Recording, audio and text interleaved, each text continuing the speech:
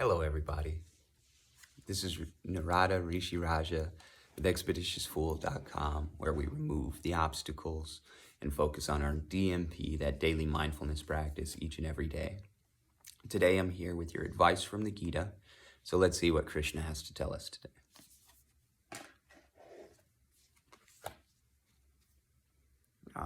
Beautiful, beautiful imagery. All right, we've got seeing God. Not a small thing today. This is chapter 6, verse 30. Those who see me in all things, and all things in me, are never lost to me, nor am I ever lost to them. This statement right here should clear up a lot of debate and people that follow the Vedic scriptures, Hinduism, yoga, philosophy, etc.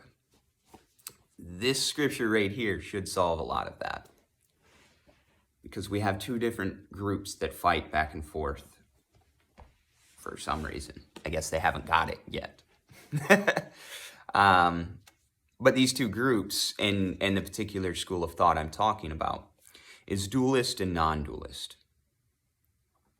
So most of your dualists are Vaishnavas. They're Krishna supporters, which is great. I love Krishna. I use the Bhagavad Gita. I teach it all the time, etc.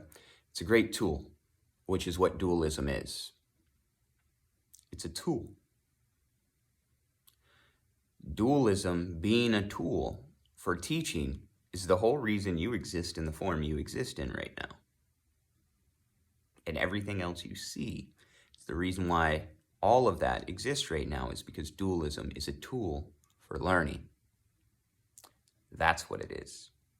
So let me go back into this. Let me repeat this. Those who see me in all things, and all things in me, are never lost to me, nor am I ever lost to them. What that means is proper understanding, proper vision, darshan of God's source, is seeing it in everything. That means good, bad, they dissolve. Now, it's dangerous just to tell the masses that there is no such thing as good and bad, because it's a very complex subject that then has to be talked about, which is why people get upset when I speak. But I think the absolute truth needs to be spoken. That's the energy that I hold. Does it mean everybody needs to speak that? Maybe not. That's if it's not authentically their message, but it is authentically mine. And authentically what I'm trying to teach people, there's no such thing as good and bad, because all is God. There is no separation. This is the bliss feeling you get. This is enlightenment. This is the true understanding of yourself. When they tell you self-realization or find yourself, find your true self, it's God.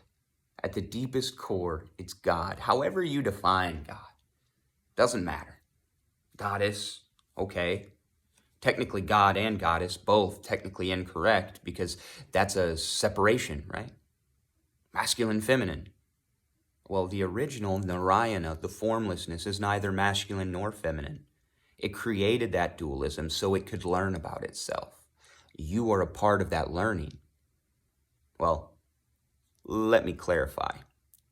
Your existence in the aspect you are right now is a part of that learning. Who you truly are is the thing that is trying to learn. It had to create that body for you, that sense organ, that external for you. That way it could learn deeper. Everything is one, only one. If you want to see God, you have to come to this understanding. Now, there's tons of practices, tons of tantra techniques to get there. Not all of them will work for everybody. Some of them will work for you, some of them won't. There's a bunch of different processes.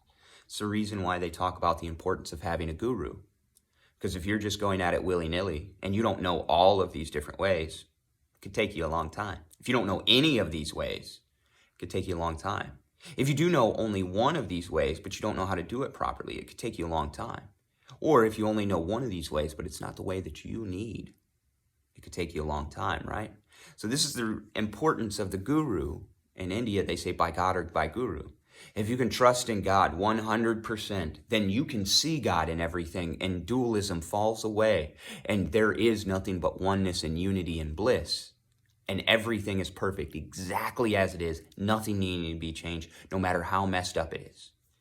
That is the beauty of true understanding here, not here, of non-dualism. Dualism, when we're looking at it separate, it creates a situation, but we need dualism to learn. So to develop that non-dualistic relationship of total devotion, respect, admiration, and love for that higher power, these intellects, this consciousness, it needs to create a dualistic perspective. I did Buddhism for many, many years, folks. Many years. Meditation. It brought me to the void. But because I didn't have a Buddhist guide guiding me in the works of compassion, yeah, I understood compassion, but I didn't understand why it was important in that, right?